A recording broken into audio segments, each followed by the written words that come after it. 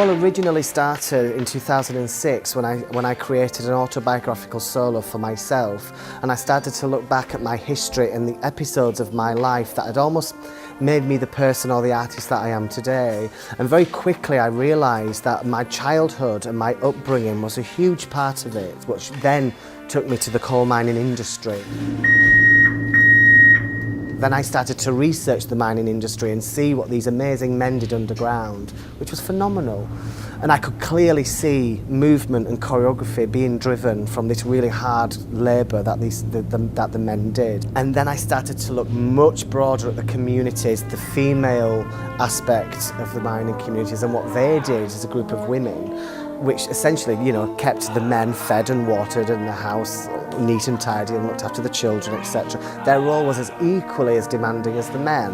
And then my job was to try and look at all of this information and say, what do I want to say with this piece of work?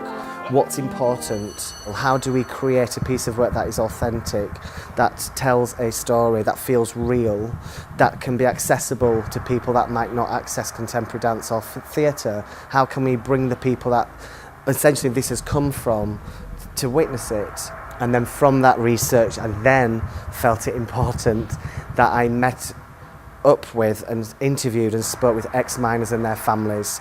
So me and TC Howard, who's in the production, we were invited into people's homes and we would speak to them, and they would speak very passionately about the subject and give us stories and tales and anecdotes that we then started to put into the work. And I would get ex-miners in to come and have a look at what we were doing and give a seal of approval.